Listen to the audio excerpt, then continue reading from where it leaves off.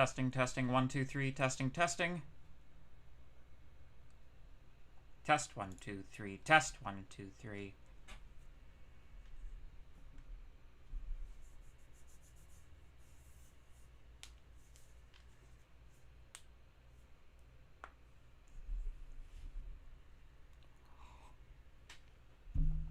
Good. Excellent, excellent, excellent. Sorry for that. I noticed at the last minute that I was about to perform this entire stream over Wi-Fi, so I decided to plug in my Ethernet cable, which is just, you know, conveniently on my desk here. And what happened was OBS was like, where's my connection gone? And that messed it up, and I was like, close, close, close, and it wasn't closing, so... Oh. 1 second. Allie, can you get that? Okay, it's a packages. Sorry. Yeah.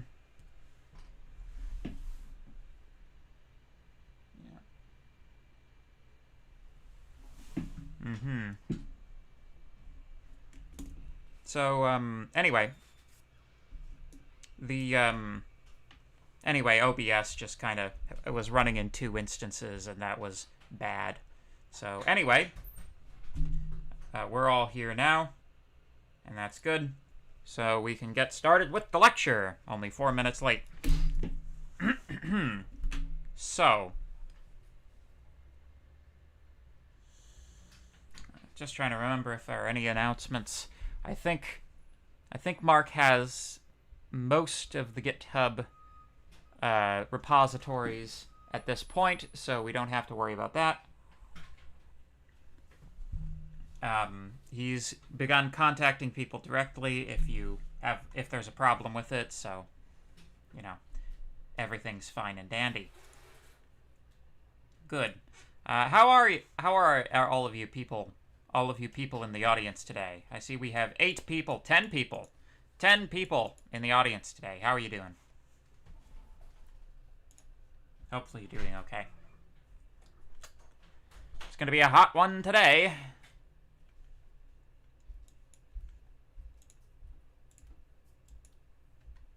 Supposed to get thunderstorms this evening.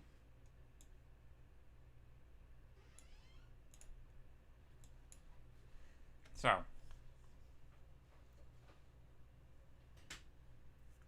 Alex is there. Good. So long as we have at least Alex here, then we can get this party started. So. We got a lot of ground to cover today, and hopefully, oh, second dose yesterday? Grrr. Yeah, that can sometimes be okay. Yeah, I'm a little bit tired, but I'm good. You know, the kid, the baby, our 3-month-old, was a little bit up in the night, which, you know, disrupted the sleeping schedule of the house somewhat, so a little bit tired, but, you know, I've got my tea, and we've got our lecture slides. So, I think we'll be fine. There we go, turn on a little light there. So,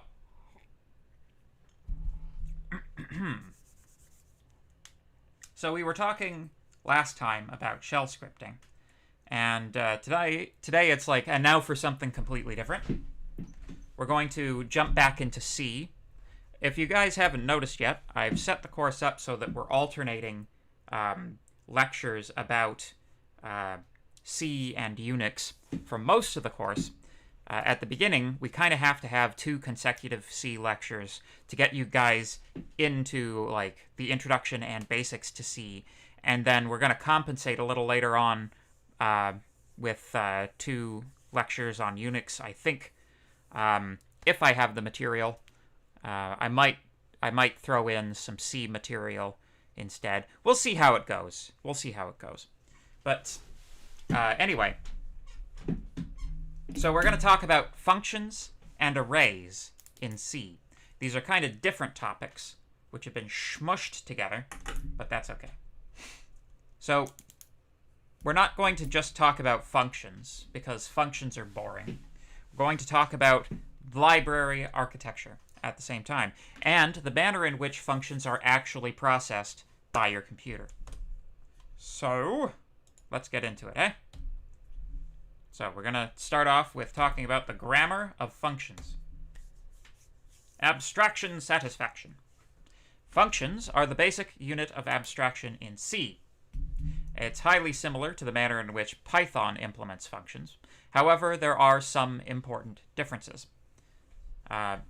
Most of those important differences are related to the fact that the return type of a function in C and the arguments of the functions in C have designated specific data types that are associated with them.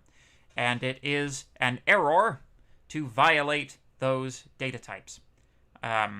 Sometimes it shows up as a warning, sometimes it shows up as an error. It depends on how badly you've mucked things up. So, also, some of the fancier Python stuff, like multiple return values from a function, do not exist. In fact, what Python's implicitly doing is it's collecting up all of the multiple return values that you are hypothetically returning from a function in Python, and it's collecting them into a tuple, and then you're using that tuple, you're using pattern matching over the tuple to assign to the various things you're assigning to later on.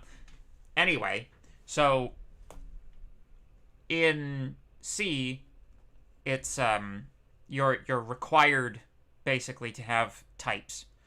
In Python, you can put types in there, but they're more suggestions rather than like explicit requirements. If you do not specify a return type, or if you do not specify an argument type in C, GCC will give you a warning, and it will assume that you meant integer. Whether or not you meant integer is, completely in the wind, but it'll assume, in the absence of type information, that the type is integer. So it's not like Python. In Python, it's dynamic, right?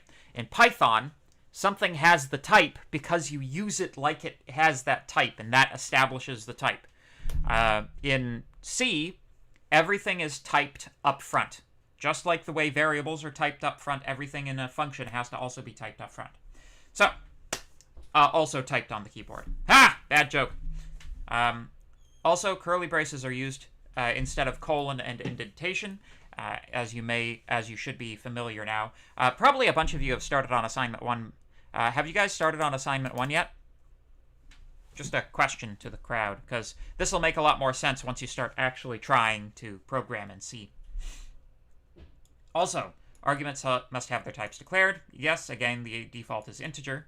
While a return statement is not required, GCC will complain if one isn't present. So, let us compare a function written in Python and a function written in C. The same function, two ways.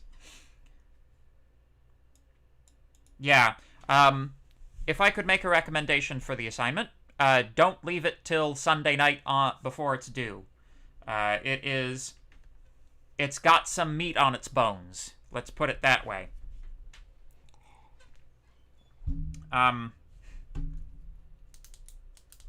In terms of difficulty, I would say it's maybe worth 1.5 1MD3 assignments, something like that. But, that's neither here nor there, I suppose. Everything's in C, and C takes a lot longer, and it's more difficult to program, but, Yes. As long as you follow the instructions explicitly, then hopefully you'll be able to get through that all right. Just follow the instructions that I put in the assignment. Although I think I have to update Lab 3 because I told you to add the submodule twice, which you only have to do it once. Is that on my to-do list? Let me see this. Yeah, that's on my to-do list. Sorry, it's been a busy week. So anyway.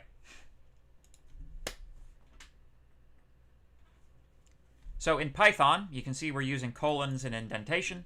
In C, we're using curly braces, and that's it. The return type of the function is specified where you put the def in Python. So if you want it int, it's int. If you want it void, it's void. If you want it float, it's float. Double, double, etc., etc. So let's take a look at the following poorly written function. Max, xy, etc., etc. While this function is technically syntactically correct, it will technically compile, the following warnings are found. In function max, warning, type of x defaults to int, type of y defaults to int, control reaches end of non-void function. That is to say, control has reached the end and you have not specified a return result. That, it will probably default to returning some arbitrary value like 0. But that's, this is C we're talking about now, right? If you don't, in C, you have to take the warnings seriously. Unless you specifically know why you're getting the warning and why that warning does not result in your program being wrong, you should assume that every warning you get will be something that needs to be fixed about your programming. We are aiming for 0 warnings whenever we create something with C. Schloop. My cat wanted to be on stream. So, function prototypes. So we have a problem in C. In the same way that in Python, you have to declare stuff before you use it. This is also true in C, right? If you have, let's do an example. Documents, McMaster, 1XC3, yep. Code, make directory, topic, 6, there we go. Also enter topic 6. Get it example.c. Include stdio.h int main. So let's imagine in C we had functions that did something like the following. This is going to be a facile example, but so int a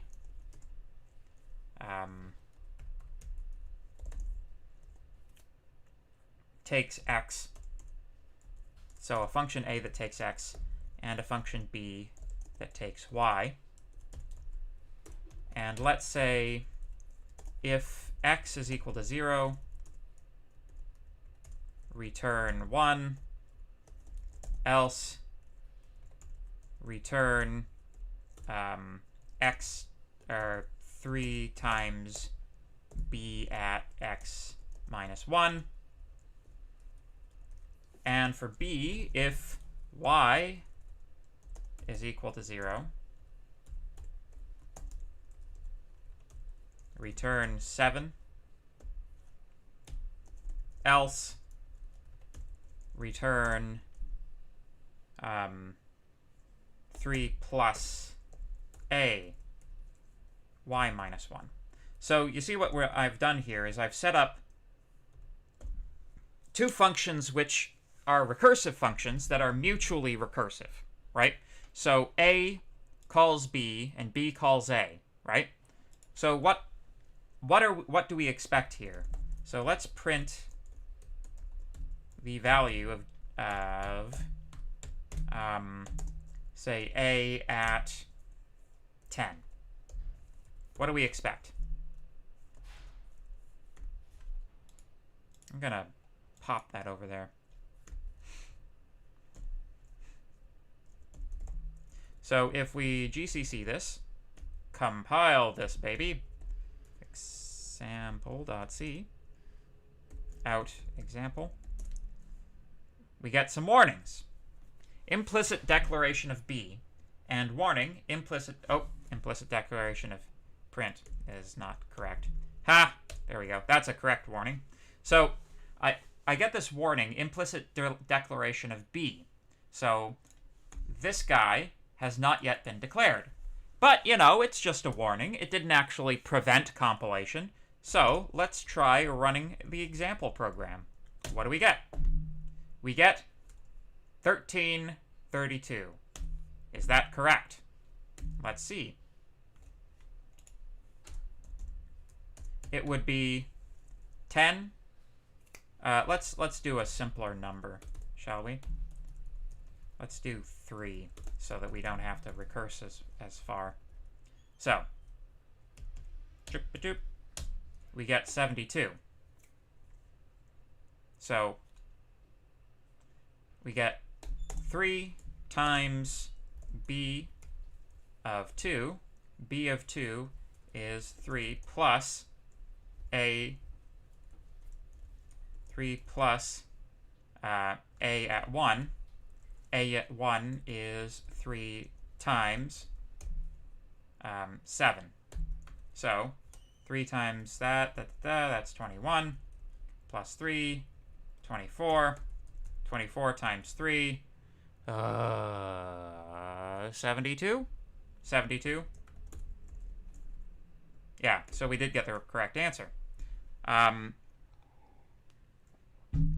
So once it's all been shaken down by the compiler, it ends up that you actually do result with the correct functions in the correct places.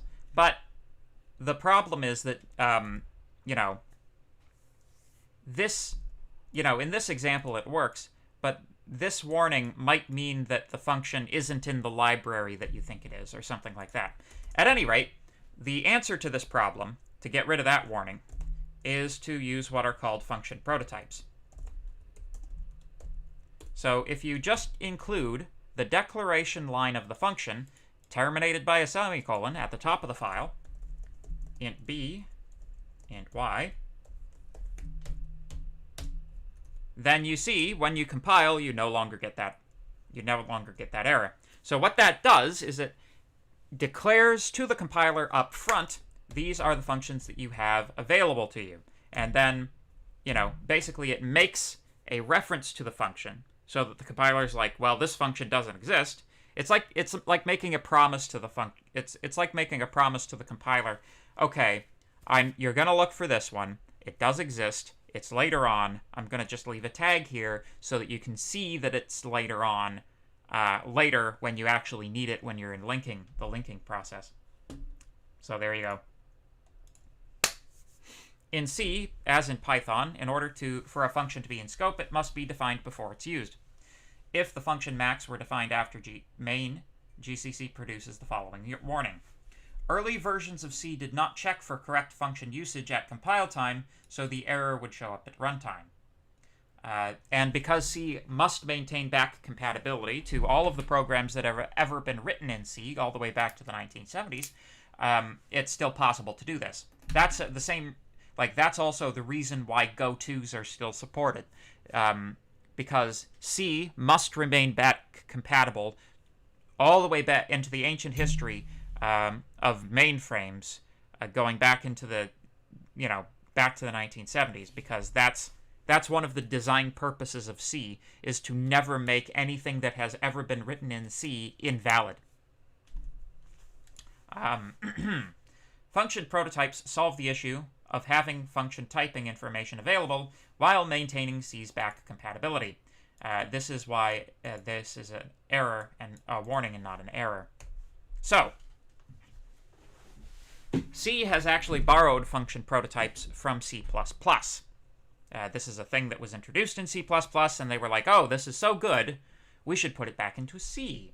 And that, of course, probably would have been a pretty controversial thing at the time, because C, it's been a conscious effort. There has been a conscious effort on the part of the developers and maintainers of the C language to keep it as minimal as possible. It's a minimalistic language. This is, like, Python thinks it's a minimalistic language. It's not. C is a minimalistic language. A function prototype is syntactically the first line of a function declaration terminated by a semicolon. It is good practice to put function prototypes immediately after your preprocessor commands, for example, your includes or any macros that you have declared. This declares the function up front, so its definition may now occur anywhere in the file without generating any warnings. Cool. So that's a little bit about functions. So, just for context, in C, you have functions, and you have structures, and that is it. Those are the only abstraction mechanisms you have available to you. Functions collect up instructions. Structures collect up data. So, if you have, a record type that you want to keep, if you want to keep a mailing list and you want to keep people's names and email addresses and postal addresses all in one thing, you would make a structure so that you could deal with a mailing address, essentially using, something that would look like using a class in Python. However, in C, you cannot associate functions with structures. You can use structure data types as the arguments and outputs of functions, but you can't bundle them together, and there's no hiding them. There's no private or public. There's no object-oriented support. If you want that stuff, you have to go up a level to C++. C doesn't have it. Just structures and functions. So, anyway. So let's talk about library architecture for a moment. And this is stuff that you guys are going to have to do in a lab coming up not too shortly. So pay attention, folks. This would be helpful. So, library architecture, computer architecture, is a set of rules and methods that describe the functionality, organization, and implementation of computer systems. And this is a picture of the Minecraft library, which, if you're interested in such things, I recommend Googling it because it's an interesting story about this. Absolutely beautiful, I have to say. An object of great beauty. So, I bet they didn't make it in survival mode. I'm just saying. So let's talk about header files versus libraries. We're going to talk about the stuff that you include now. Things that are useful. 1. The ability to call functions defined outside of a source code file. Number 2. The ability to pre-compile these functions. Number 3. The ability to share library functions among many programs.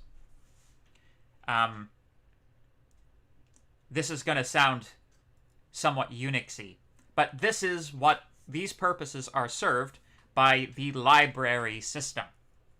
So, it's not just importing source code, right?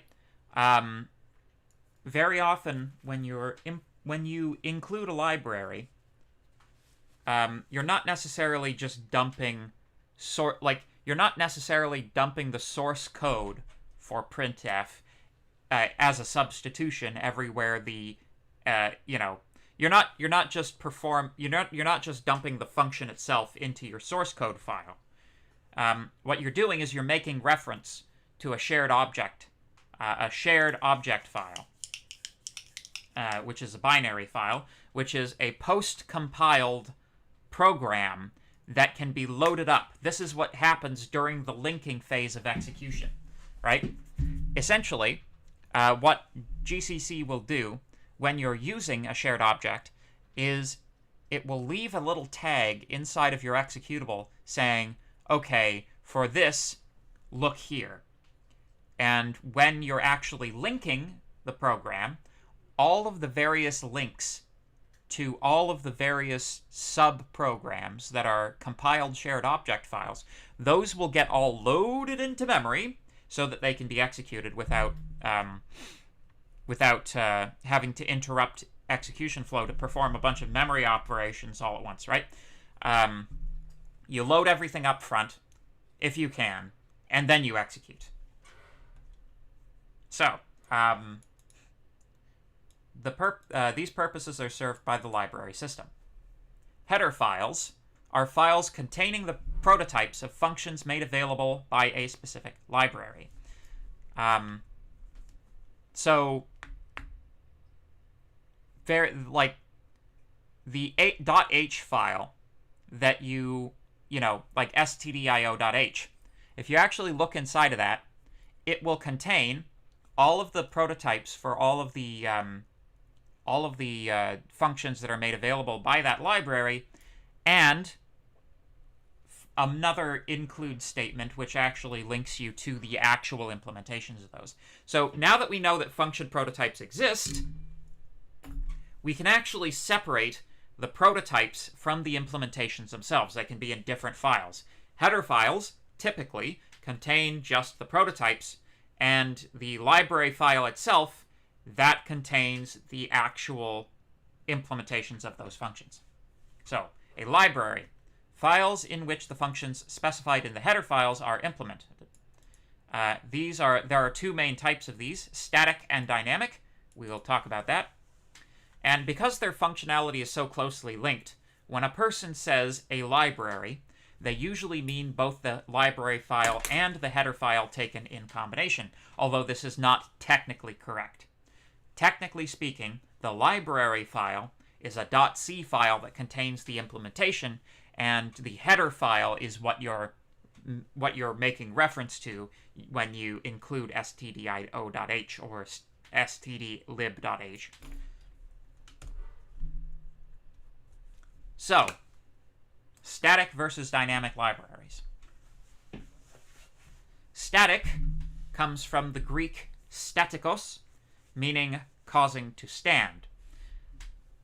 Static libraries contain object code linked with a program, which is then integrated into the executable. They are included at compile time, that is to be say, up front, and consequently, the compiler needs to be able to find it. So, for example, if you are including C files that you yourself have written, which is not something that you see a whole lot in these, computer science courses, because, often the examples that we're running are so small that it doesn't make intellectual sense to split them across multiple files. But trust me, if you were working on any real project, you would certainly be loading your own source code files into other source code files. You would have a whole tree hierarchy of these things. So, generally speaking, when you include a file like this, you need to include the information the compiler needs to be able to find it. And that often means just putting it where the compiler expects it to be, which is often the same directory as the source code that uses it, the C file that uses it. So, and this is included up front during compilation. Dynamic libraries, on the other hand, dynamic is derived from the Greek dynamikos, meaning powerful. So you can tell which one of these is better. Dynamic libraries are linked to the executable at compile time, but the implementation of the function is loaded at runtime. So it's linked at compile time, but it's loaded at runtime. The linking process resolves any undefined references in the source code file, and dynamic libraries may be shared with many programs. So dynamic libraries are a huge innovation over static libraries, right? With a dynamic library, because the source code file is linked later on in the process,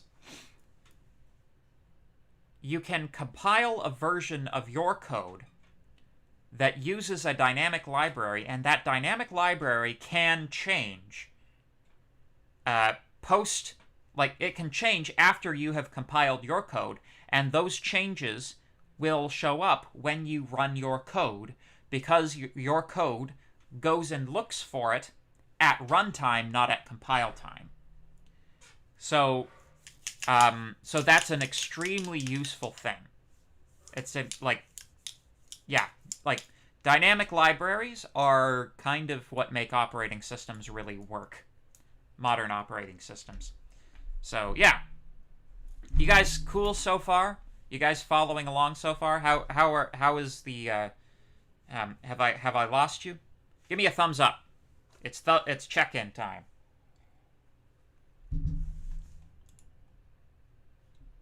Give me a thumbs up if you feel like you should give me a thumbs up.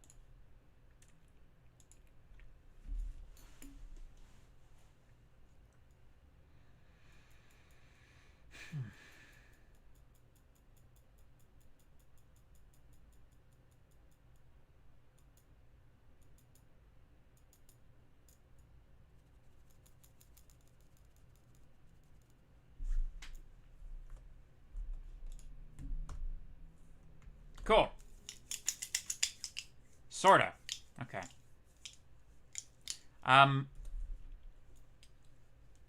So in a Windows environment, let's talk about Windows for a moment. This might,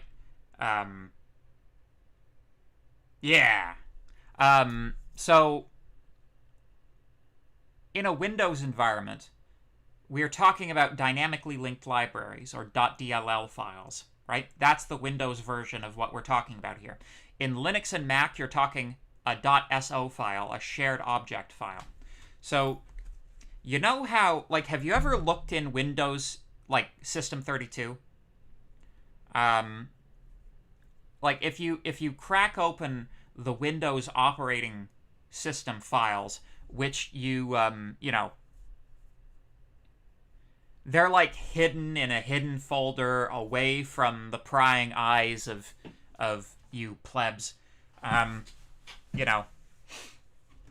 Microsoft doesn't like you modifying or doing anything with the DLLs. And to be fair, if you do anything to them at all, you'll likely that would be corrupting your operating system, and you'd probably break your computer. If you crack open your Windows system files, you'll just see that it's DLL files all the way down. It's every folder has 50 DLL files in it. And DLL is dynamically linked library. So these are pre-compiled programs that are linked to the program that you want to run when it starts up. So you know how you'll load up Civ4 and it takes a few minutes for it to load all of its game stuff, and then you can play your game? What your computer is actually doing is it's finding all of the DLL files that Civ4 uses, loading them into your RAM, and then once all of that loading has completed, then it starts up your game. And then you can play your game.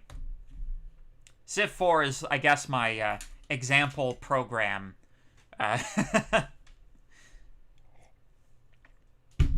Because it's the best Civ game.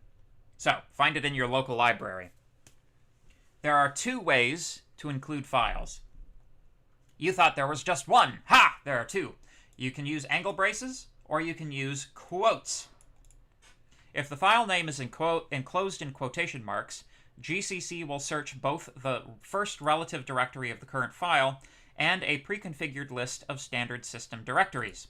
So it's I'll look where this... so if this is example.c, in this example, right,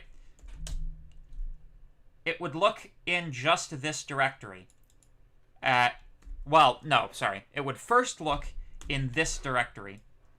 It would then look at a whole bunch of other system directories that are, there would be an environment variable that would tell them that tells GCC where these libraries are located, which of course you can modify if you know how to do so. If angle braces are used, only the standard system directories are searched.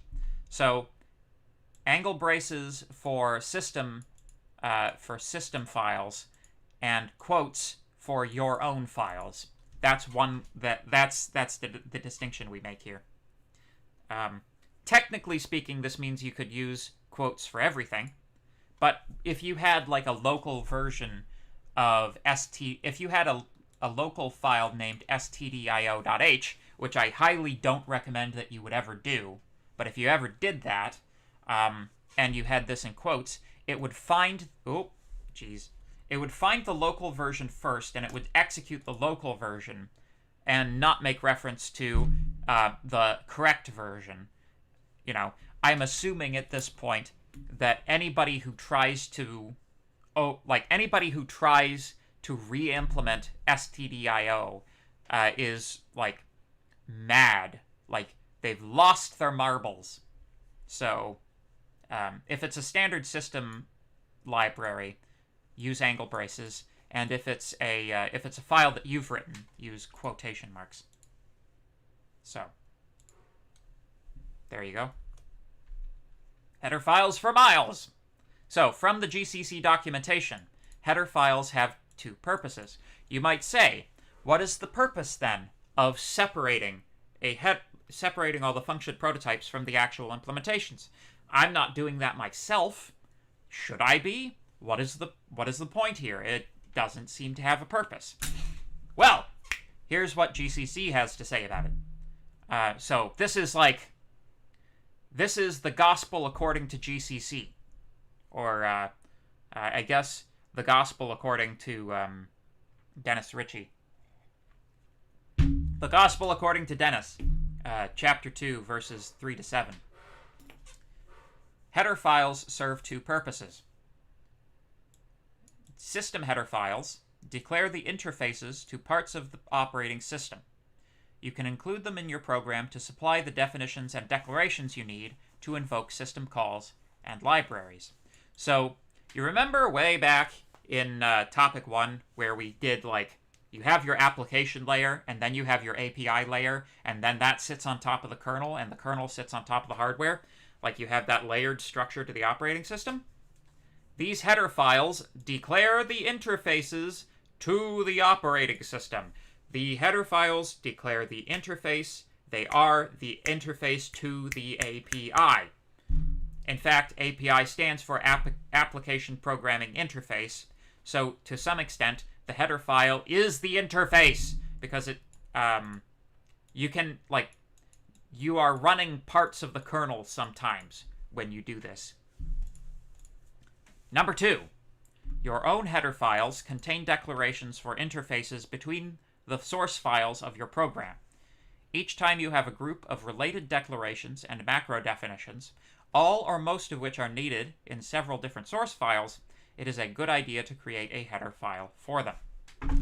So, the idea, if you have a set of functions which are logically cohesive, and when you need one of them, you'll need most of the rest of them, that's when you should be collecting things up into a library file, right?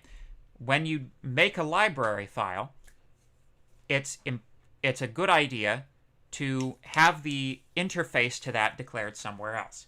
So the reason for this, sort of in general terms, when you're programming on a project with people and not just working on things yourself, the interface to a function is often the barrier between the person who wrote the function and the person who uses the function, right? That's like the communication between those two people.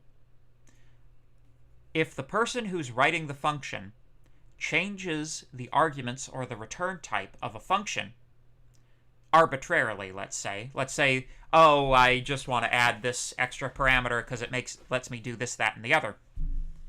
If you change the interface, if you change the function, the function interface, everybody who uses that function has to update. And these changes will propagate through a project like wildfire.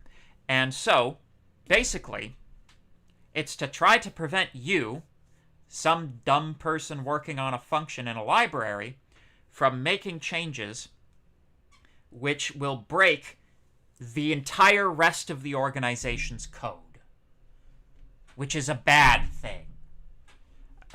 So if you declare a function prototype and then you don't use it, you don't implement the function according to the function prototype, you actually get a problem. Let's see how big a problem it is. Let's say we wanted to add another parameter here, z. Let's see how this compiles. Error! Conflicting types for A.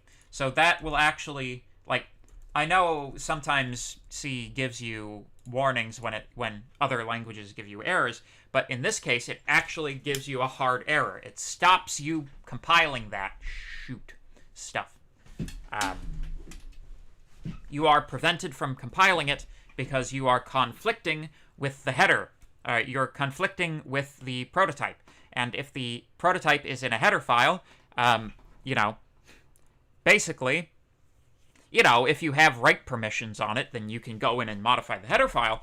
But, it's a more serious thing. It's harder to do it by accident. It's harder to break everything by accident if you take your prototypes and isolate them from your actual implementation file. So let's talk about some of the standard libraries that you would typically run into when programming in C. So you've got Assert. Assert gives you the ability to essentially, well, if you remember what asserts do in Python, you have basically the same thing available in C. They're a little bit more tricky to use, of course, though, because everything is. C-type contains function prototypes for functions that test characters for certain properties, like is it a capital, is it a lowercase, is it a number?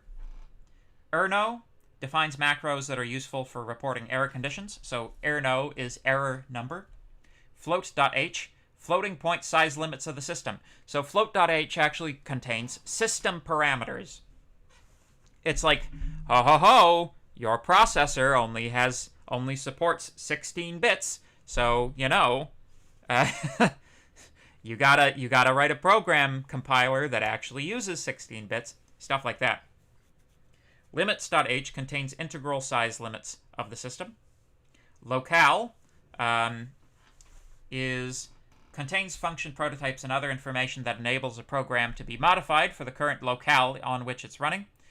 So these are things like, are you in, Europe? Are you in North America? Are you in Eastern Asia? Are you in Central Asia?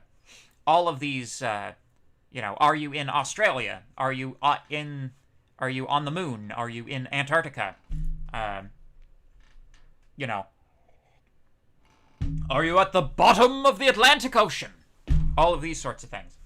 So, your local time information and stuff like that. What time zone you're in. Math.h is one that you'll actually use. Contains function prototypes for math library functions. Math.h, put that one on your radar. Not going to worry about that. Signal.h is kind of like it's kind of like exception handling, but not quite. C doesn't do exception handling. It does signal handling. There's a difference, but they're used for the same thing.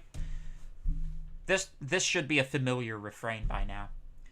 stdef contains common type definitions used by C for performing calculations. Standard lib is a very important one.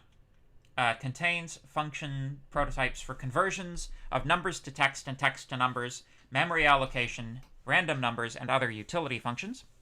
stdio you should know already. String.h is a really important one as well. String processing functions, not just string processing functions either, but general array operations like copying an array. You'll find that in string.h. And time contains time and date functions. So all of this familiar good stuff. So, here is an example. We've got top.c. This is a file. Include standard IO and include mylib.h. We have main. Main calls max. The max, and then prints out the result of the max. Mylib.h has int max. It has only the function prototype. And then mylib.c contains the actual implementation. Notice that I've, please forgive the way I've compressed this. I wanted to get it all on one slide. Note that lib.c does not contain a main function. Only the top-level C file needs a main function. All three of these files are compiled and linked with a single invocation of GCC. So, oh, incidentally, I don't know if we did the WALL flag yet, but if you do WALL, that's show all warnings. So it just shows more warnings that, there are certain warnings that GCC doesn't necessarily consider to be the most important warnings. So if you enable WALL, it'll show you every warning, which, there can be a lot. And if you noticed, on this function, on this program that I have, WALL didn't show up, didn't turn up any new warnings. So that's a good thing. Running GCC on only top.c, omitting mylib.c, will result in an undefined reference, which is an error. So let's actually play around with these things a little bit, eh? I should be conscious of the time, though. So save as top.c. Top.c contained what?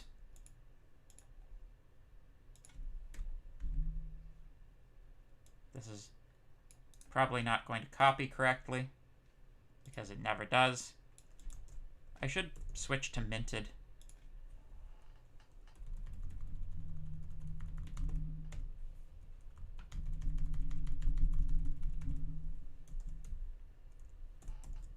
Something that actually copies correctly. I'm sure you guys would appreciate that too.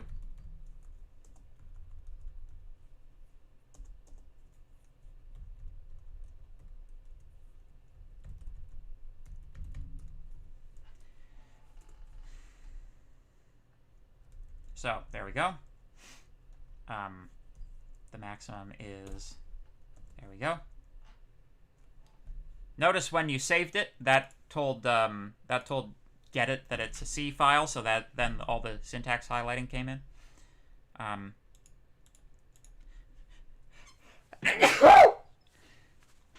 Pardon me. Save as mylib.h. Mylib.h contains only int max, int x, int y. There we go. And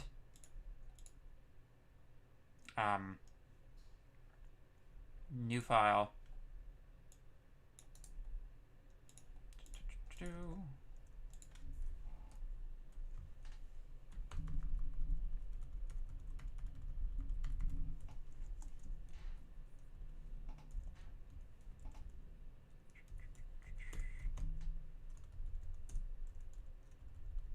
It's interesting when it how does it decide when it chooses to mess up like that and when it doesn't? Very interesting.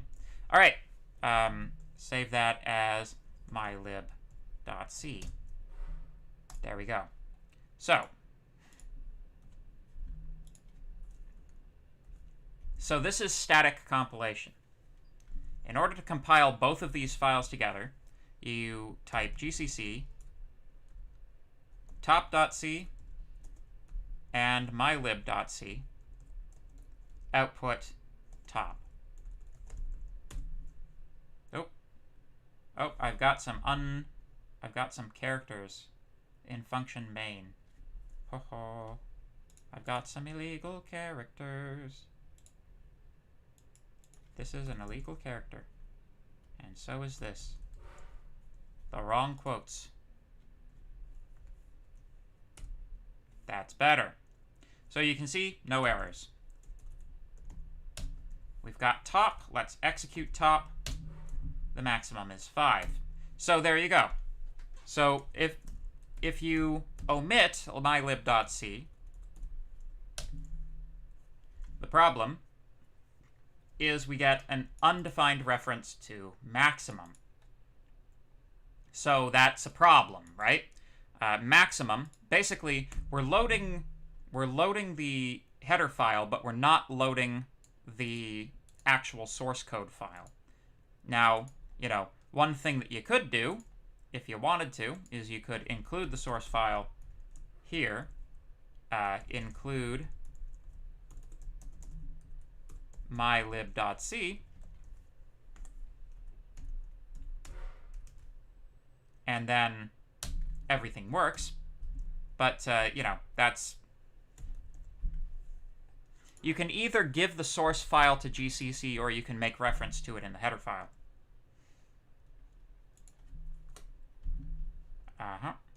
So, alternative procedure. It is a stylistic recommendation to write header files for your C files below the top level, especially if they are large. This emulates the way other programming languages use packages and modules. So you may have noticed that, one of the things about C is that what other languages require you to do because of their semantics, in a lot of other languages, things that are semantically required are in C just good practice and not actually enforced, but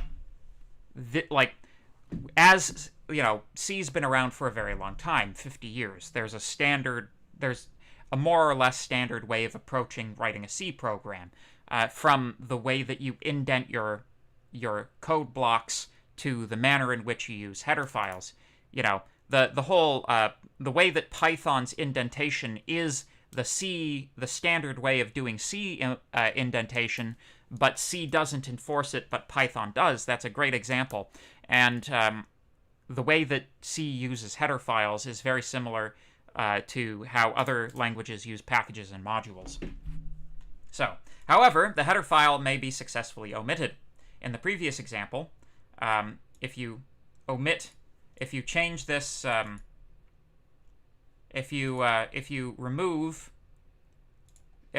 just change this to C, then you can just get at the source code directly. You don't have to include it in the GCC invocation or anything, but you're essentially skipping over the header file. So, again, in C, you can be naughty. You can be very naughty, and the compiler will not even complain about you. It might not even raise a warning for you, but that doesn't mean that you're adhering to good practice.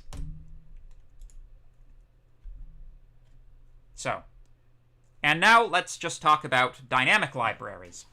We're actually going to be doing a lab on this stuff, or at least this stuff will be contained in a lab that'll probably contain some other stuff. I believe it'll be next week, so we're there'll be more explanation in the lab document. But the procedure for creating a dynamic library is operating system dependent. But the goal, in general, is to create a shared object file in Mac and Linux, and a dynamically linked library file in Windows. If set up properly, a dynamic library can be used by programs written in languages other than C. And I'm not just talking about C++ here. If you've set things up correctly, Python can load the file. C# can load the file. Java can load the file. Because that's the other thing that's really, really neat about a precompiled binary. Because it's already been compiled, it doesn't matter what language it was written in. Once something's a binary file, it doesn't matter if it was written in Python, Java, C++, doesn't matter. It's a binary file. It is language independent. So it can be loaded by other languages, which is like, you know, oh, that is programming. This is computers. This is how computers work. You are learning how computers work. Anyway, be warned. Messing around with your operating system's hidden folders can have serious consequences. Never mess around with a computer like the manner that I'm talking about here unless you have your data backed up, and don't say I didn't warn you. Essentially, if you delete something, like if you delete one of your system's essential shared object files accidentally, your system probably will crash and be destroyed. Basically, you'll have very much problems. Very bad problems. One of the lab activities in this course will require you to create and install a shared object library. So we'll get through that. We'll try it out. This is kind of the course, you know? This isn't just like, my approach to this course has been like, this is not a course on like programming language algorithms, you know? You get some of that in 1MD3, but you have 1DM3 to learn algorithms. Here, we're going to teach you how computers work, and that's what this course is. So, in general. Anyway, so let me, okay. So talk to me. Camera broke. Give me a thumbs up. Give me a thumbs up if that's all good.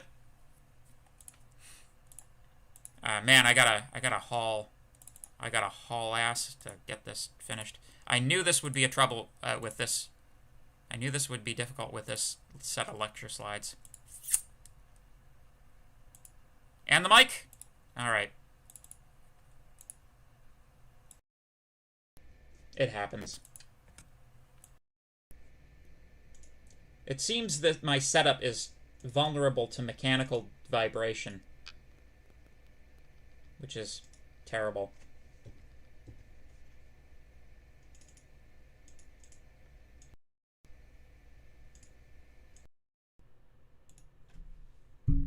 There we go.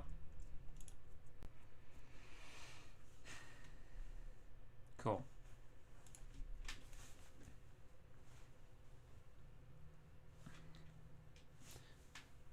Ugh. All right, let's do this. I'm going to assume that everybody's giving me thumbs up. So let's talk about the call stack. Have you ever wondered how your computer keeps track of all of those lovely function calls? Function calls are stored in your system's function call stack, or just call stack, or, reverently, the stack.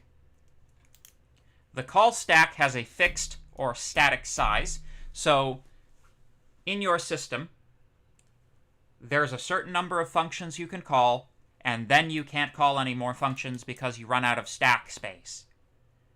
This was more of a problem in the old days. These days, there are more dynamic ways of handling the stack becoming overflowed in an overflow state.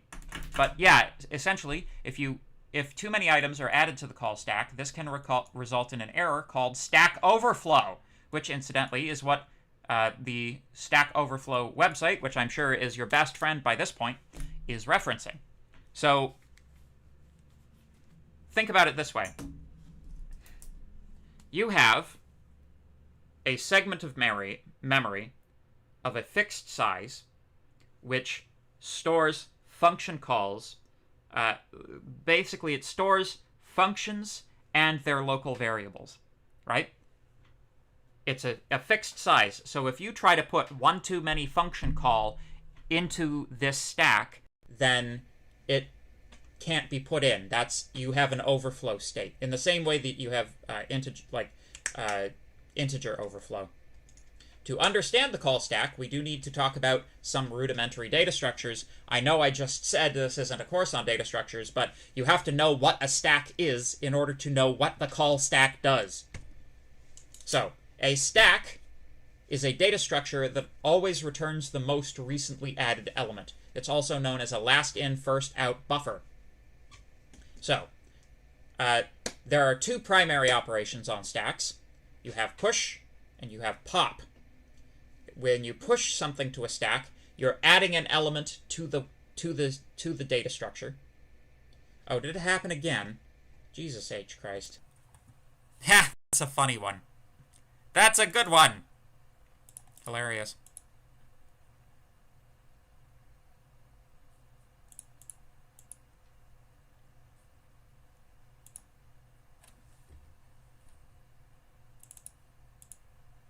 How... There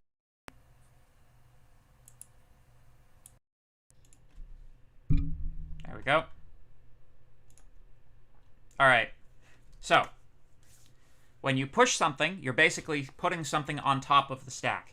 It is, like, obviously, this is computer memory, so there's no top, bottom, left, or right, but it's useful to think about it as if it were a stack of plates, or a stack of pancakes. So, you put a new thing onto a stack. When you call a function, that function gets pushed onto the call stack. Popping removes the element in the stack that was most recently added. So, when you're finished, when a function terminates, that function is popped from the call stack. So running a function in its completeness, you call the function, that function's stack frame is pushed onto the stack, that function is executed. When it finishes, it's popped from the stack, and that memory is freed. It's deleted. It's removed. It's done! That's why you can't access local variables after the function is finished. It's because the stack frame itself is deleted. Now you know why. So, the kitchen metaphor is a stack of plates. How you use a stack of dishes in your cupboard is how a computer uses stacks for data. Undo and redo actions in many programs are also stored in stacks. Incidentally, like, think about that, right? So a history of your actions as a user is kept in a stack that has a fixed size. That size has a fixed depth, right? So you can only undo so far, but when you undo, it basically takes each operation and reverses it, and then the next operation to reverse is like the next plate in the stack of plates. So this is what a stack looks like with numbers and boxes. Push 2, 3, 4, 5, and 6. You can see it. The stack builds, and then when we pop those numbers, we pop, and we pop those numbers. They come out in the order that they were put on, or the reverse of the order that they were put on, actually. So there you go. Call stack. The call stack enables programs to step into functions while keeping their place in the program that called the function. So functions are properly thought of as sub-programs, right? And when you call a function, there are a number of things like let me grab this guy and load it up in Python Tutor, which also does C, by the way. If you don't know about Python Tutor or what it is, it's a really, really good mechanism for visualizing code execution, which I use a lot in 1MD3, and it has a C mode, so we're going to use it here too. Python Tutor. C Tutor. There we go. Flooped. There we go. So this program from earlier, let's give it a little more leg room. Visualize. It takes a little while because it's doing stuff. It's working on stuff. It's generating your output. But, oh. Busy? Come on. There we go. So, the stack. See? Stack? Stack memory? The one thing, like, the thing about Python Tutor that I love it with romantic love that it does this. I love that it actually shows you the difference between stack and heap memory. So stack memory, we have a call to A. It has X, which is its input, right? Come on, there we go. So it's got 6. It then calls B, right? So you can see, there we go. So you can see that as we perform these operations, right, the stack is building. And it's like, I wish it, like, the only thing is I wish it was reversed so that it would, like, be like the plates metaphor. But this is, like, the active stack frame. And you can see you have a stack frame for each call to the function. And as you go on, eventually we're going to hit the point where we have a return value. Yeah, so we return, pop, pop, pop, pop, pop, pop, pop. And then main, and then we print our output. So there we go.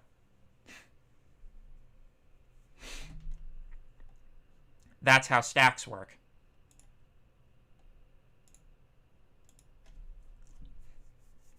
Cool. So this way of doing things supports the creation, maintenance, and destruction of each function's local variables. Local variables, like the space inside of a function where the local variables are kept, is also known as the namespace. That's C++ terminology. The stack also keeps track of the return addresses that each function needs to return control to the invoking function. So the stack frame knows where in the previous function it left off, so that it can return there with the return value. Think of the previous stack as an example, but replace the numbers with all of the data necessary to execute a function, including variables, and these are known as stack frames. Stack frames. So, oh my goodness. All right, time to motor. Passing by reference versus passing by value. So there are two main ways that languages pass data into its functions. This is a little bit of miscellaneous stuff. You can pass by reference and you can pass by value. With pass by reference languages, when you pass a variable into a function, any modifications that function makes occur to the original variable. So you're not passing the variable itself, you're passing a reference to the memory cell, and the function is operating on that memory cell directly, rather than just the value. Pass by value languages, on the other hand, such as C, Java, and Python with an asterisk, because, you know, these pass the actual bit values into the functions rather than references to the memory cells that contain the bit values. So essentially modifying an argument does not modify anything outside of the function's local context. Modifications to arguments in C functions and in Python functions do not leave the stack frame, whereas in Perl, Visual Basic, or Fortran, they do. And you'll notice, which of these languages are more popular? So, yes. So that's the difference between call by reference, or pass by reference, and pass by value. In C, we can pass by reference using pointers, but you have to do the legwork yourself, essentially. In order to pass by reference in C, you have to pass a reference. It's not passed by default, but it is possible to pass things by reference in C. Once we get into pointers, you'll see how that works. So, let's create our own data types. The typedef keyword allows us to define type synonyms.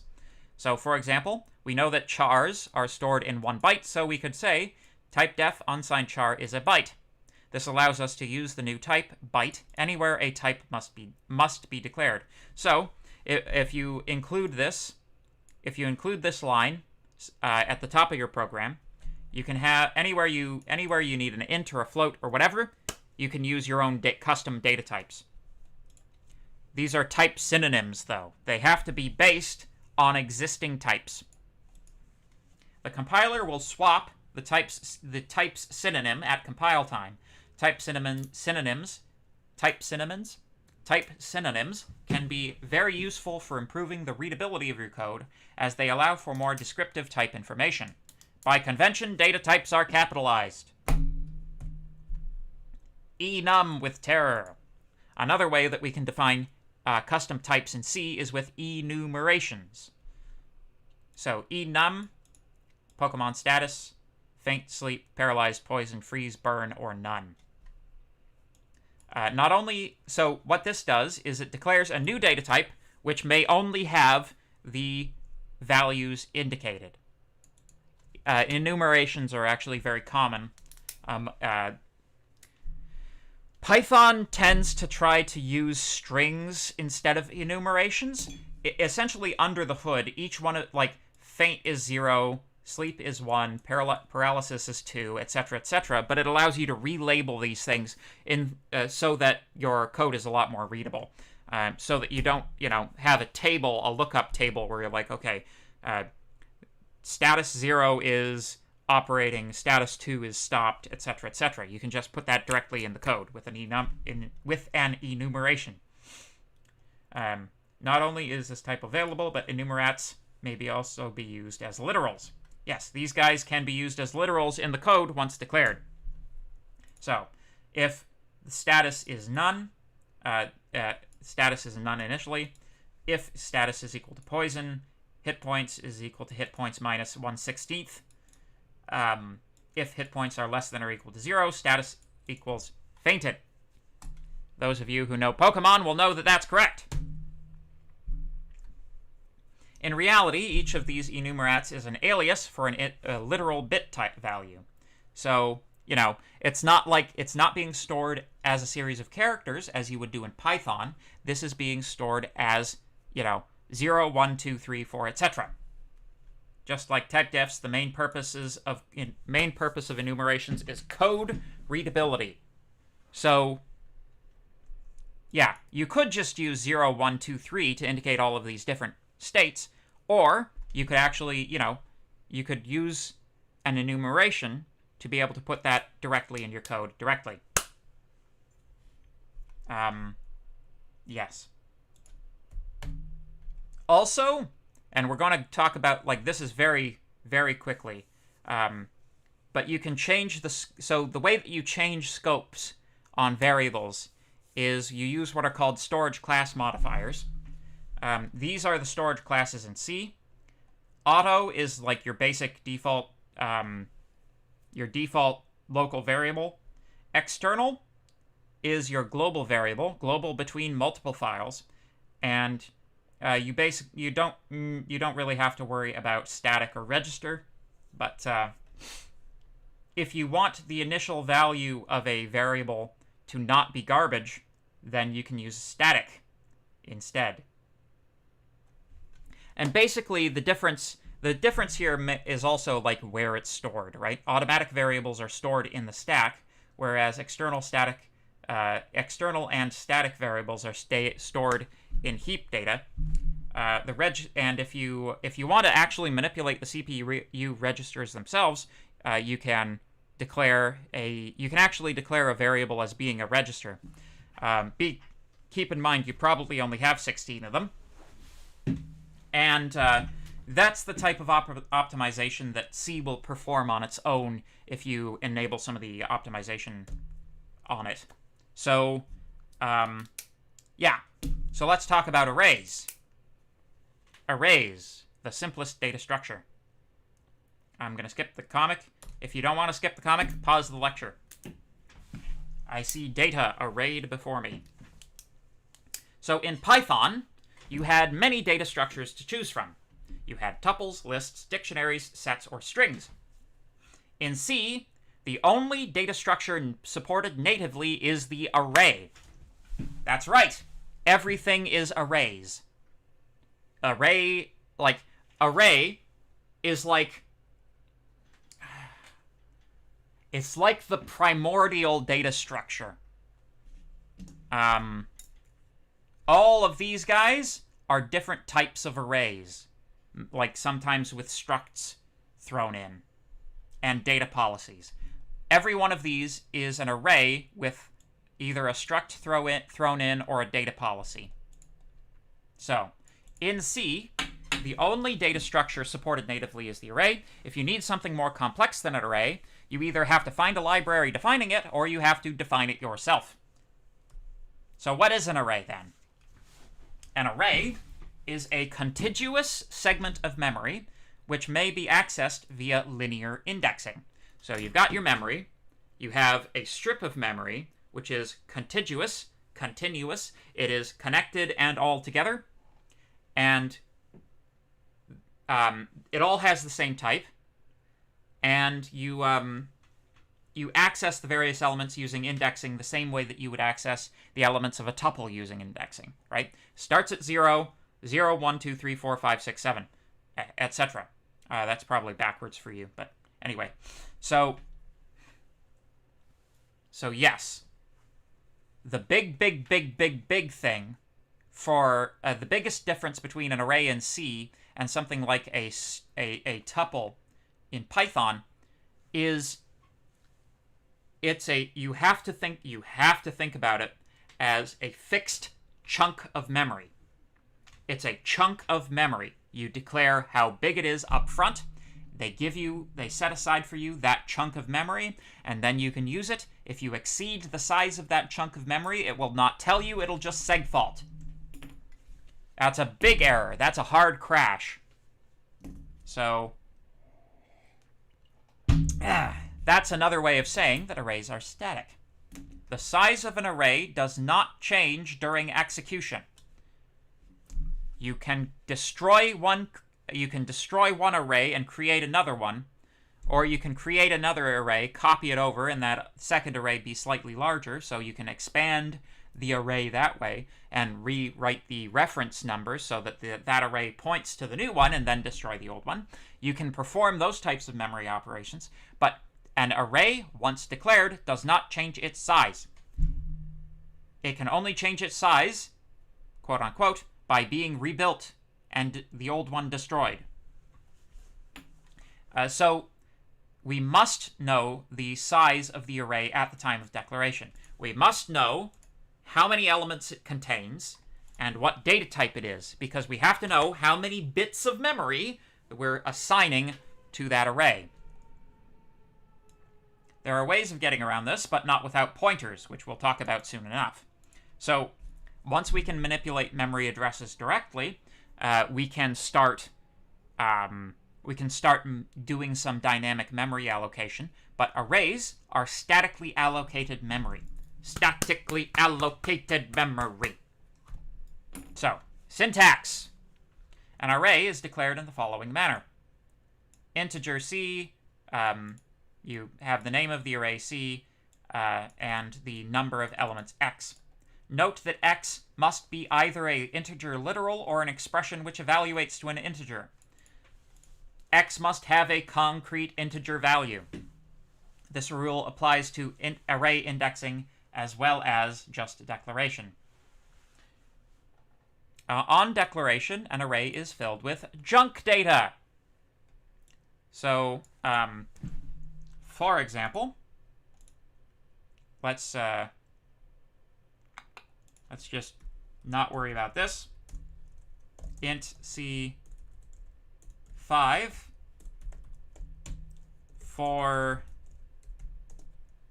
int I equals 0, I is less than 5, I plus plus. That's right, folks. There's no way to directly print an array. You have to actually write out like you have to loop printf statements in order to print an array. Good God. C at I. There we go. Man, you Python kids are so spoiled. And then if we execute that, gcc example.c, and Oh, yeah. I didn't specify the output name, so it defaults to a.out. Look at that! Junk data. Oh, I'm gonna terminate that with a new line.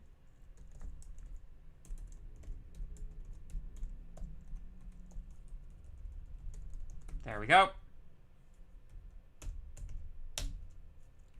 Junk data. Junk data. Junk data, junk data, junk data, junk data, junk data, junk data, junk data. Look at all this junk. Horrible, nasty, smelly garbage. So unless you initialize it, it doesn't. It has junk in it, essentially. Arrays may be indexed using the array index operator. So this is it's correct to think of this as an operator. It's also correct to think of this as a pointer arithmetic operator, but we'll get into that when we talk about pointers. So this binds at the same level as function calls, so very tightly. So, you know, it binds more tightly than any of your standard arithmetic, so you don't have to worry that, like, something's going to add 3 to the array before you get the element out of it. And as we'll see later, the index operator is syntactic sugar for some pointer operations. So, this is a pretty printing. This is a way of printing an array. Notice 6 plus 6, so it just needs to evaluate to a concrete integer value. We can have floats. I know I use ints most of the time, but floats also exist. And here's another interesting thing. So the array itself is actually a pointer. And I know we haven't really talked about pointers, but pointers are memory addresses. So if you want, you can see printf. You can see the actual memory cell at which the array is actually stored by printing it with P instead of D, P for pointer. So you can see that is the memory address at which this thing is being stored. There you go. And if you want an algorithm for printing them nicely with, you know, square braces included, then I would recommend copy pasta. Oh, my goodness. So this is a in Blue Blockovision. This is what an array looks like. It's, remember, continuous memory.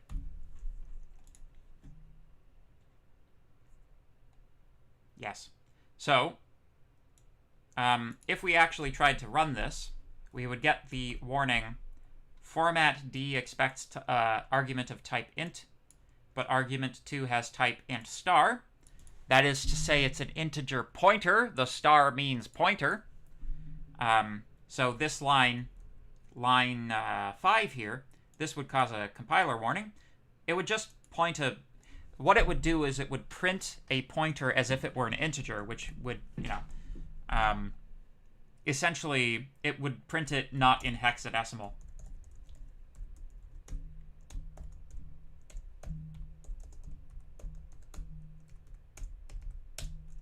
Yeah. So if you took a hex calculator and you know, performed, well, I don't know, this might be truncated, but yeah, you get the idea.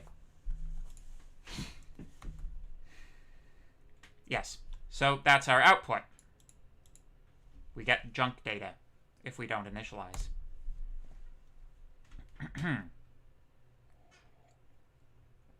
Just like a lot of things with C, there are no free lunches. You can't print a whole array just by passing the array's name to printf, as the array identifier is really a memory address or pointer, right? If you remember, in Python, you could print any data structure by just passing it to print. That's because all of the elementary data structures in Python have definitions for string conversion. So they know how to convert themselves to strings. Arrays don't know anything. They don't know a blessed thing. They have no knowledge. If you want to print it, you have to print it. Which means you have to go through each element and print each element. Fortunately, this is C, so you can use a function to do that. But yes, you can't just pass the name to printf and expect to get the thing you want. So, uninitialized arrays are full of garbage data. To initialize an array, provide a comma-separated series of type-correct literals or expressions delimited with curly braces. So, this is the way that you can do it. If you provide this, then C can figure out how long your array is supposed to be, and so you can leave out the argument here. But otherwise you shouldn't. If the initializer is smaller than the declared memory, C will backfill it with zeros. So if I declared 6 here, I would get 2 zeros at the end. If you initialize the array, you may omit specifying the size. The size of the initializing array will be used. So there you go. Arrays and functions. So now that we know arrays exist, how do we pass them to functions? Consider the following function prototype. Int star my function constant integer input with empty square braces. Input is declared as an array by the inclusion of the square braces. You can also use int star because arrays are pointers. Arrays are pointers. Arrays are pointers. Arrays are pointers. We'll get into pointers, but yes, arrays are pointers. Int star tells us that the function returns an integer pointer. And of course, arrays in C are syntactic sugar for pointers. The constant term locks the pointer so that it can't be modified. This essentially makes it read-only. Interestingly, though, because an array is a pointer, that is to say it's a reference to memory, rather than being the memory itself. It's like we're passing by value the address of the memory. If you pass an array into a function and modify the elements of that array, that will show up outside of the function because you're performing pointer operations. So arrays, it's like passing a list into a function in Python. You're actually passing an alias. So any of the aliasing effects in Python are going, like, if you modify the elements of the list in Python, they'll show up because it's aliasing. So anyway, the const term locks the pointer so that it can't be modified. This will prevent the array's elements from being modified as well as the value of the pointer. So const will lock the whole thing. So if so that's fine. You can do this with any argument, not just arrays. Size of. So in Python, we have the length function to quickly and easily tell how large our data structures are. The equivalent function in C is size of, but as with most things in C, it's a bit more complicated. Size of returns the size in bytes that the provided argument is declared with. Size of may be used on variables of any type, not just arrays. So you have to divide. So if you have an array of integers, you have to take the size of the array and divide it by the size of integer. Because, that's how it works in C. So print size of C. Print size of int. Save. There we go. So the size of C is 20. The size of int is 4. 20 divided by 4 is 5. That is the size that C has been declared with. That's how it works.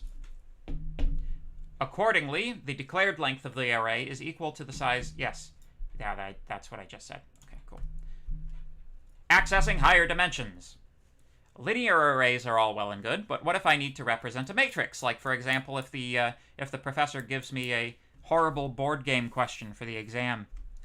Probably not in a C course, guys. To declare it, just include multiple square braces. Dimensionality is indicated by the number of square braces following the identifier. These are correctly thought of as arrays of arrays.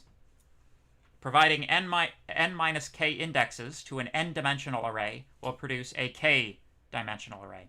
So if you underprovide arguments, you'll get a, like, if you provide one index to bar here, you will get a 2D array. Whichever 2D array is indicated by the number that you provided. Cool. All right. I know I haven't stopped for questions, but we have to press on. We have to get done in 7 minutes. So here we go. Strings are character arrays. Corporate needs you to find the differences between this picture and this picture. Hello world.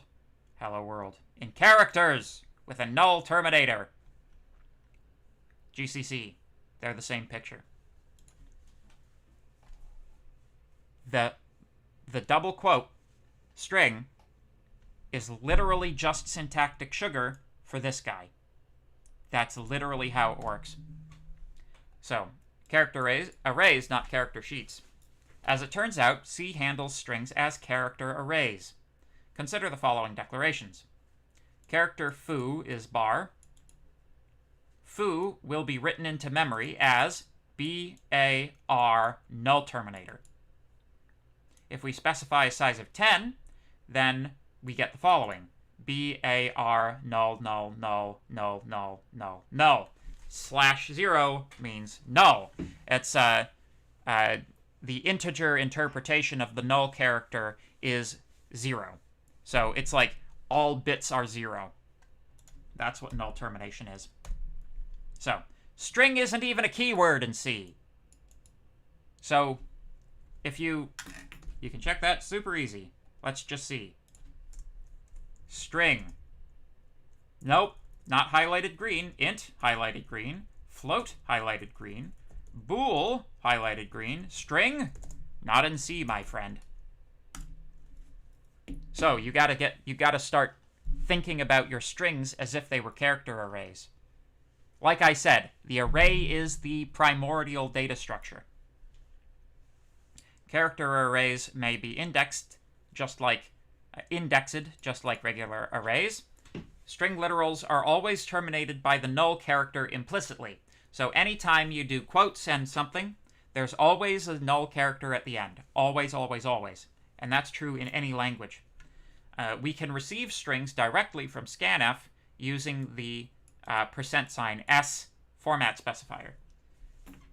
By inserting a number, the format specifier may even be used to limit the number of characters that get copied into the character array. So we're going to talk a little bit about format specifiers a bit later on, but you can use them for all kinds of cool stuff. Foo is actually a pointer, so we don't need the address of operator in scanf. You remember if we were writing things into an integer, we had to put an ampersand in here. Because foo is already a pointer, we don't need to. Essentially, the ampersand operator pointerizes. Foo is already a memory address. Overflow attacks. A common form of security vulnerability in C and C++ programs is array overflow. Arrays are replaced with pointer arithmetic by the compiler, and there's no bounds checking. So when you're using arrays in C, you know how in Python, if you try to read or write to something that's outside of the bounds of the array, you'll get a out-of-bounds exception? In C, you don't. You just get whatever that memory cell is. If you try to read a memory cell that's one greater than the cell that you, one greater than the size of the array, you will be reading the junk data that everything gets initialized to. You're reading the raw state of your RAM, which is fine, but it's also a problem. If you tell C to write 100 characters into a 50-character array, it will happily do so. The extra 50 characters will be written into memory that comes after the array character. So this can overwrite all kinds of useful things, like your other variables. If the character array is stored in the stack, function call information may also be vulnerable. And, like, you know, you could even hypothetically do arbitrary instruction injection and all kinds of crazy stuff, like the stuff they use to speedrun the Pokemon games.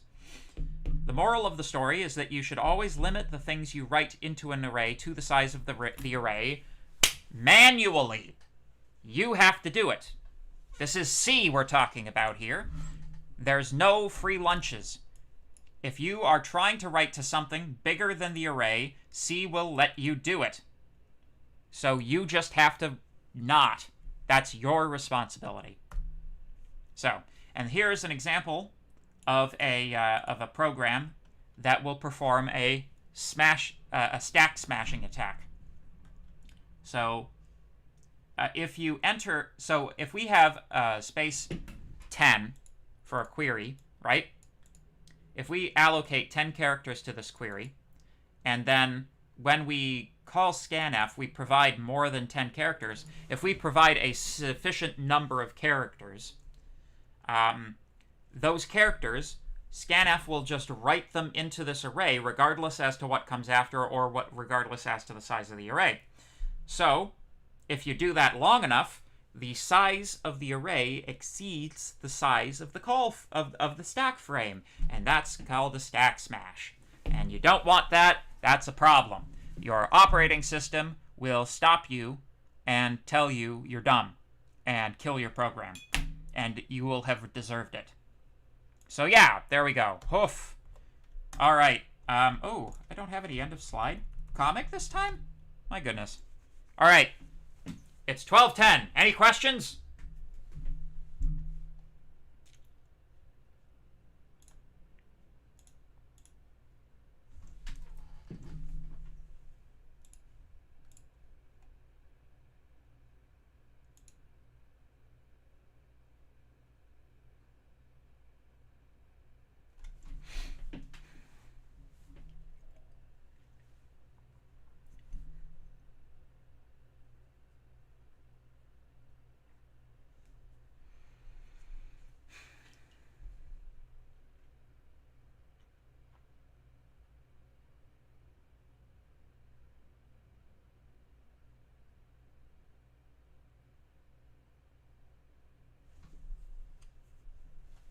Cool.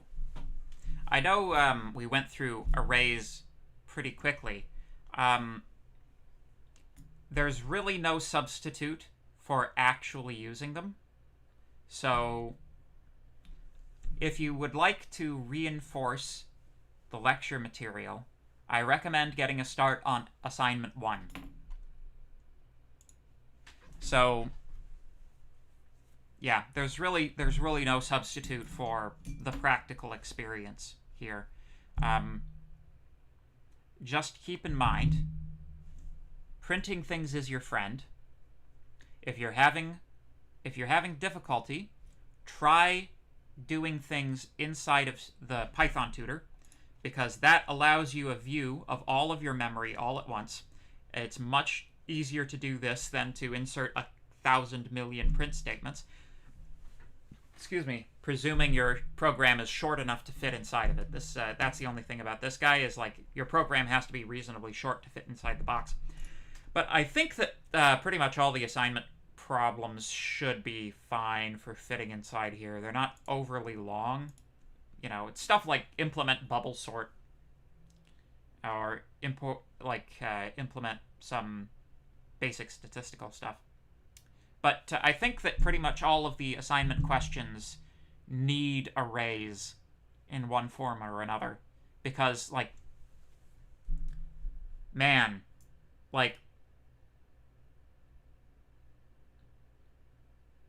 it's almost impossible to ask a good C question without using arrays in some way. So you can expect pretty much every question you'll ever get in this course that has to do with C programming to have arrays in it. So practice, practice. Anyway, if there are no further questions, I think I'll let you guys go. Thank you very much for your time and attention. All you fancy meat computers. That's right, I remembered. Take her easy, folks.